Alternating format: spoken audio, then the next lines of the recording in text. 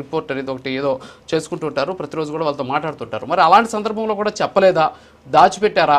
అంతేకాకుండా ఇక్కడ కేవలం నాగరాజు ఒకటే పోయి సీక్రెట్గా తీసుకురాలేదు. ఇందులో టాస్క్ ఫోర్స్ కూడా ఇందులో ఇన్వాల్వ్ అయి ఉంది కాబట్టి ఖచ్చితంగా ఇక్కడ ఉన్నటువంటి కమిషనర్ దృష్టిలో ఉంటుంది అనేటటువంటి వాదన కూడా వ్యక్తమవుతుంది. ఏమంటారు? ఎస్ రాజు గారు, మీకు ప్యానల్లో ఉన్న మిత్రులకు, ప్రైమ్ నైన్ ప్రేక్షకులకు అందరికీ కూడా గుడ్ మార్నింగ్. ఒక విషయాన్ని మనం ఇక్కడ గుర్తుపెట్టుకోవాలి.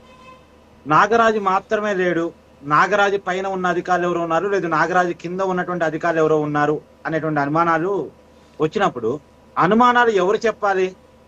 ఒకటి, నేను మాత్రమే కాదు వీళ్ళు కూడా ఉన్నారని నాగరాజు చెప్పాలి. లేదు అంటే బాధితులు తన అనుమానాలు వ్యక్తం చేయాలి, నాగరాజు పైన ఉన్నటువంటి అధికారులు కూడా ఉన్నారు అనేటువంటిది బాధితులు చెప్పాలి.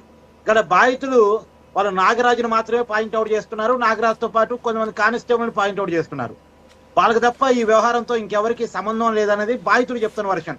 ఎవరు సాయికృష్ణ తల్లి కావచ్చు, సాయికృష్ణ మేనమామ కావచ్చు, వాళ్ళు చెప్తున్నటువంటి వర్షన్. రెండోది, నాగరాజు ఇంతవరకు నోరు మెదపలేదు, రేపు కస్టడీలోకి వచ్చిన తర్వాత నోరు మెదుపుతాడేమో చూద్దాం. కానీ ఇప్పుడు వైఎస్ఆర్ కాంగ్రెస్ పార్టీ అనేది ఈ కేసులో థర్డ్ పార్టీ, ఒక రాజకీయ పార్టీ అయితే కావచ్చు కాక, కానీ కేసుతో డైరెక్ట్గా సంబంధం లేదు, వాళ్ళు బాధితులు కాదు.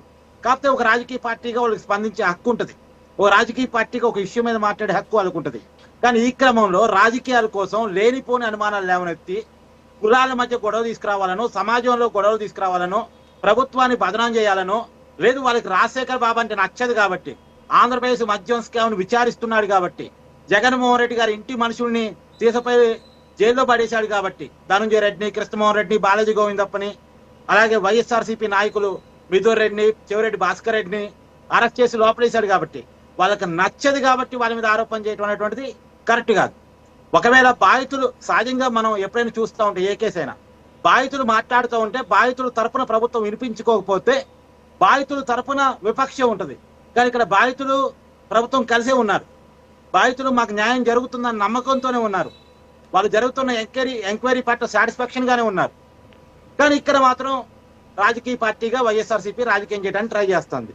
ఇది కరెక్ట్ కాదేమో, ఒక బాధ్యతాయుతమైన రాజకీయ పార్టీ చేయాల్సిన పని కాదేమో, వాళ్ళు ఒకసారి పునరాలోచించుకోవాలి.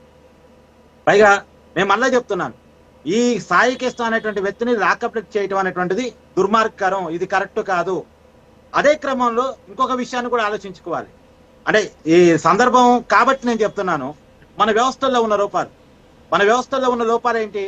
నిజానికి సాయికృష్ణ మొదటి నేరం చేసినప్పుడే వ్యవస్థలు త్వరితగతిన శిక్షలు వేయగలిగితే అతను జైల్లో ఉండేవాడు, అతను మారటానికి అవకాశం వచ్చి ఉండేది. అతను విషయం